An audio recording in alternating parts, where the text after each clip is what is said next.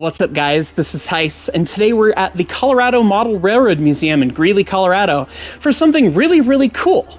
You'll note that I'm not actually filming this intro on my own camera. We're actually filming this intro with a little camera stuffed inside of a model train on the layout that you can actually run with a real locomotive control stand. So this is Bill Kepner. Bill is the operations manager. Bill is the operations director here at the Colorado Model Railroad Museum, and also a fellow volunteer at the Colorado Railroad Museum with me. Those names are very similar, always fun to keep track of. It's fine. But Bill, this is your brainchild, this is your baby. Well, not really. Not really. It was a donation. Okay. Came in pieces, we put it together, made some modifications, adapted it to the museum, changed the DCC control system. Okay. And did a lot of re-engineering. Okay. We're about ready to do a third rebuild on it later this year. So it's just as complicated as a full-scale real locomotive, pretty much? And is as finicky. And as, details. You gotta love that stuff, older EMD power. Yeah. Is this a former F unit? What is it? This is completely scratch built. Completely scratch built? There is nothing here original. And in fact, it's about 3/4 size. I was gonna say, it fits the bill so well that every time I've seen it, it's like, what poor engine did they cut up for that? But now that you say that it is scaled down, it is scaled down, but it looks the part in every single way, so goodness, what a piece of craftsmanship. It was a donation from a man named Bruce Kingsley of Yakima, Washington. Okay. And he spent several years building this up. I can only imagine. Wow.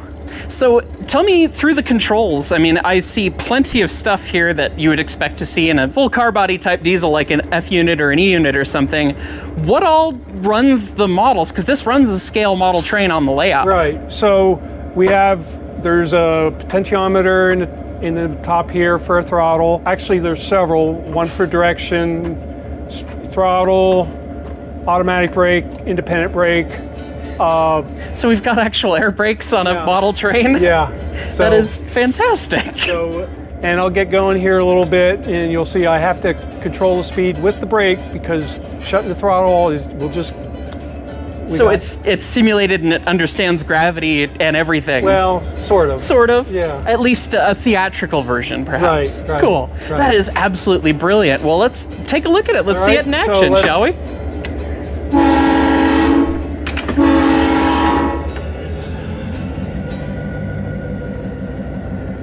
That's just too cool.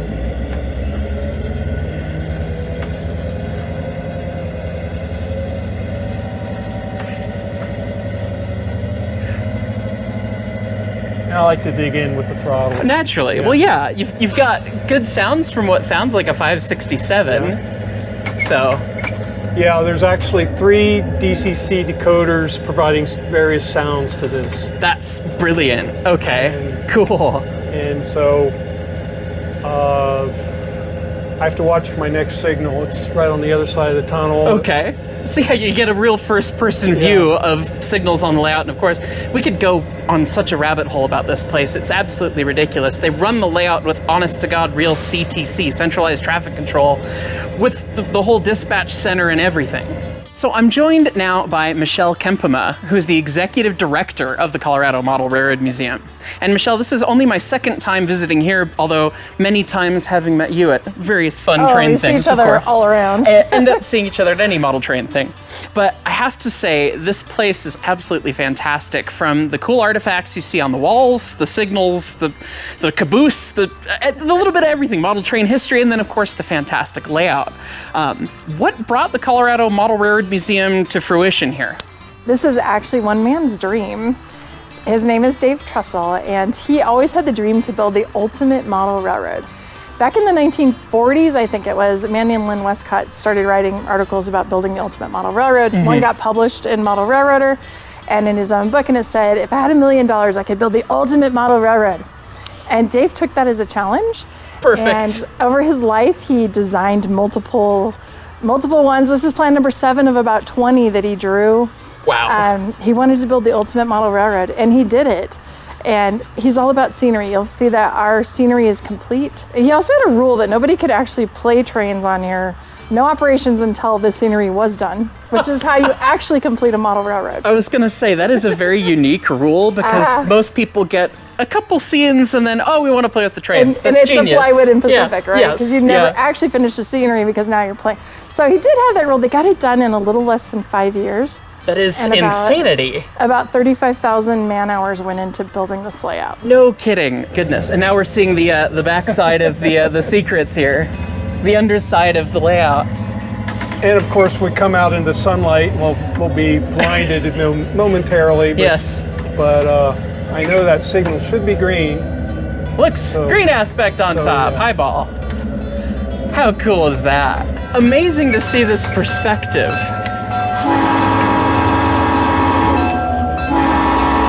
We have grade crossing up here.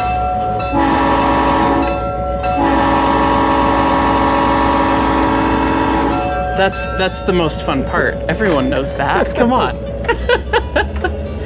So we were here earlier on the channel and we filmed a video about the Broadway Limited Big Boy, and seeing it run on the layout and seeing something so big seems so small amongst the size of the layout. I mean, the layout's gigantic, but seeing it from this perspective just really puts into really great detail all the love and care that's gone on into making it. You can see all of the little details that maybe you're so overwhelmed by the scope of things that you may not have caught otherwise. What a fun way to watch the railroad go by. Now this is where the extra nerd in me comes out. What schedule air brakes is that? 26. It's 26, and is it simulated as 26? Actually, 6. 6? Yeah. Okay. No. Air brake sim, I'm very familiar. It's quite the pain in the butt to do, so I understand. When you walk in, it's amazing because I've been so fortunate this year to see a ton of cool layouts, including some really big ones, but this is the only big one I've seen this year that you can take in all of in one go. It's so open concept. You walk in and you go, oh my God, this is train layout. And he did that on purpose. It's- It was thought. Dave actually visited every place he could think of. And he even went to Miniature Wonderland, right? He even course. crossed over to Europe. Yeah. And his takeaways were he wanted low plexiglass. He wanted aisles big enough to move around in. Yes, And he wanted you to see multiple levels of trains at the same time. sure. And so that's what he built. It's Absolutely, yeah. So tell me a little bit about the layout. I mean, square footage wise, what does it sit at? It's 5,500 square feet. Casual. It's about 80 scale miles of track. And what we tell our visitors is that wall to that wall is about 1 scale mile. Wow. So it is a sizable building, yeah. Yeah, we're in a 10,000 square foot building. We do have a real caboose in here. Yes, That looks yeah. kind of small. Yes, goodness. You walk in and you see all the train layout and then you go, wait a minute, that's scale. That's full scale. What? So cool. This is a logging railroad. Yes. Dave actually owned a newspaper in the town in the front here in Lakeview, Oregon. And so if you're wondering why this is the Oregon, California, and Eastern Railroad, which I wondered when I first got here. Sure. It's because Dave watched it for many years at the beginning of his career as a newspaper publisher, and he always thought it would be neat to build the logging industry. And it fits really well in Colorado. I would have to say 99% of our guests probably never noticed that it isn't Colorado. Right. The scenery has enough overlap that it's alpine, mountainy, something. And I always thought that it was like super, super prototypical, but it's really not. There's a lot of Colorado in this layout. Sure. So when you see our mountains, they look like Glenwood Canyon. I was gonna say, yes, it's beautiful to see some of the trains run through that. And that's where Dave took poetic license Yes. in high bridges. Well, you have to make a model railroad fun. You do. It's so cool that he took his touchstone with railroading that he saw when he was young and brought it to be the prototype, but you gotta make it fun and you gotta enjoy what you're building. You do. And he thought about that with the low plexiglass. So what he actually thought we would be is a place where clubs would come and operate and have fun. And he thought, I don't know if other people would like this, but the public loves it, right? Yeah. This is where people meet the hobby now. You guys were so busy. We got here right near closing today, and it's a midweek day. Yeah. And you guys were, there's so many people, the train's bringing them in. And we have a train right outside, if you can hear that on this video. I know. Yeah, so one of the things that Dave wanted was people to be able to be social while they're operating. And so he did build these wide aisles, which is great. So our operators intermix with the public and they learn about their train that they're running or whatever they're doing. So it's a very interactive experience visiting here, versus I think some model railroads that are, you know, all plexi and there's a guy back in the back that you might find, and so we're a little bit different. We dispatch this railroad. Right. Yeah, so we have a dispatcher's office, and we do use NCE throttles. We get asked all those questions. Of course, yes. CMRI and JMRI side by side. And we can use TCS, we can use all the things. Well, Bill, I'm being told that the high bridge is the shot to see from the seat. Can I go? This is unnervingly interesting. You shouldn't have any trouble. It's just... I wouldn't think so. This has a very satisfying clunk to it that I was not expecting. That is delightful. Hi, green. All right. This is honestly the coolest way to ever experience a layout. Yeah, it's amazing to look at what looks so bullet straight and perfect when you're viewing down from below and see it do the dance all over the place. Yeah, we need to get the laser liner out. Let this curve bite us as we go through. Let her coast. Don't look down. Don't look down. Oh my goodness. It's a bit of a fall. We'll set up a little air. Because you gotta milk the scenic spots, right? Yeah. You know the tourist railroad shtick. If we're coming up to the high bridge, you know, it's free. I once was at the Northwest Railway Museum the one time, and they got up to where the big waterfall is and said, "Give it a big whistle, it's free advertising."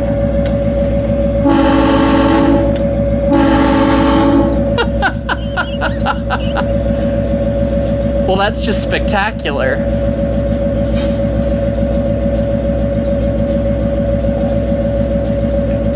That would be unnerving to go over, actually. It's slightly unnerving to go over, and I'm not even actually sitting on that train. Oh, wow. What a treat. Goodness. Now we've got a crossing here.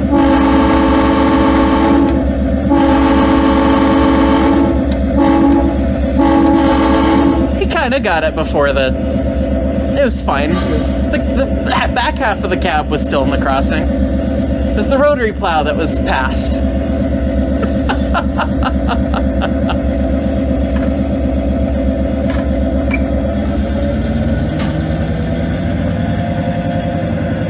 It is amazing how nice the controls feel. As soon as you said it was all scratch built, it was like, oh, okay, well, oh, but no, it actually feels really, really good. Well, that's cool. The control stand is a piece of PVC pipe. Is it really? Yeah. He was very creative in adapting various items. No kidding. Let's get a little air. That looks scary.